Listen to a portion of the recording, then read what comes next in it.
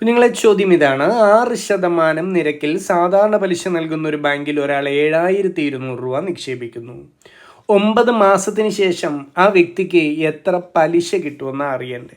അപ്പോൾ സാധാരണ പലിശയായി കാൽക്കുലേറ്റ് ചെയ്യേണ്ട ഇക്വേഷനൊക്കെ നമുക്കറിയാം. I=PNR/100 ആണെന്ന് നമുക്കറിയാവുന്നതാണ്.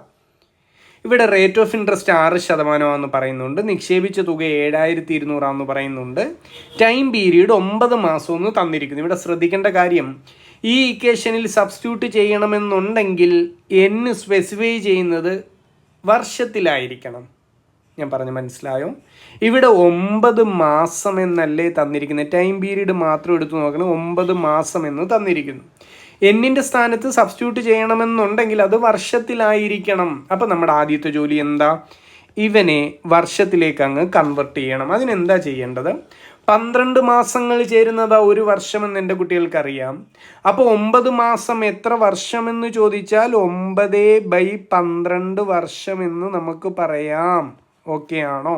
അപ്പോൾ എന്നിൻ്റെ വില 9/12 കൊടുക്കണമെന്ന് ശ്രദ്ധിച്ചാൽ മതി. ബാക്കിയെല്ലാം ഡയറക്റ്റ് സബ്സ്റ്റിറ്റ്യൂഷനാണ്. അങ്ങനെയെങ്കിൽ നമുക്ക് പലിശ കാൽക്കുലേറ്റ് ചെയ്യാം. ഇക്വേഷനിലേക്ക് സബ്സ്റ്റിറ്റ്യൂട്ട് ചെയ്യാം. പറഞ്ഞാട്ടെ. നിക്ഷേപിച്ച തുക 7200 ആണ്.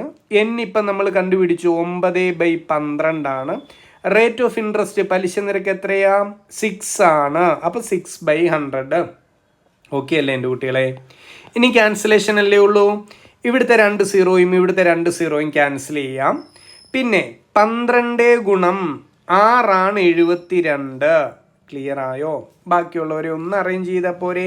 നമുക്ക് പലിശ കിട്ടും. പലിശ എത്രയെന്ന് ചോദിച്ചാൽ 6 ഗുണം 9 ഗുണം 6. പ്രൊസീഡ് ചെയ്യാം.